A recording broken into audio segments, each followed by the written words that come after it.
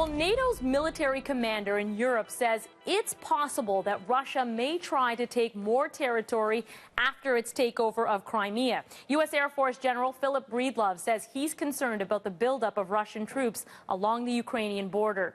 Ukraine and its allies are keeping a close eye on two eastern cities which have large Russian-speaking populations. Many people there believe that, like Crimea, they'd be better off as part of Russia. But the NATO general is pointing out another hotspot today on Ukraine's western border.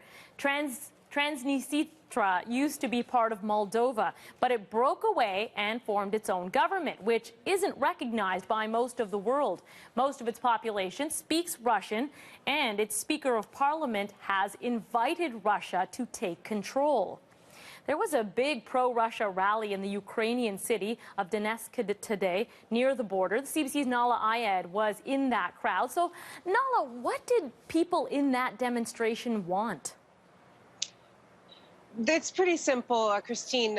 When you ask people here what the solution is to the tension and to the concerns about what is going on in this region and the rest of Ukraine, they say it is to join back with Russia. They say that the majority in this region want that. They say that if people don't believe that that is their desire, that they should hold a referendum.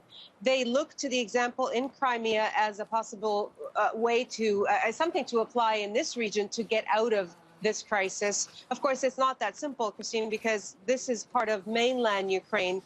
Unlike Crimea, which was autonomous, some people argue, others don't agree, but some people argue that Crimea could hold a referendum like that a lot more than this place could, because it is part of mainland Ukraine. So there's quite a bit of division here about whether one should be held and how quickly and what to do with the results. Nahlah, what's the sense there? Is there a strong feeling in Ukraine that Russia will take more territory?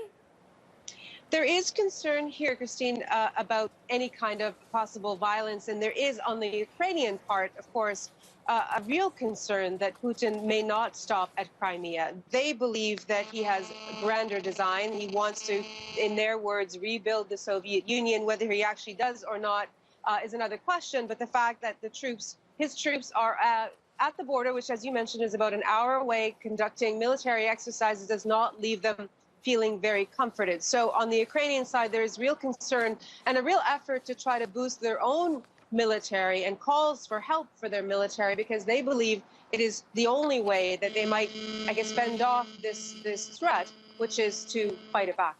All right, Nahlah, thank you so much for this. That's our Nahlah Ayed in Donetsk, Ukraine.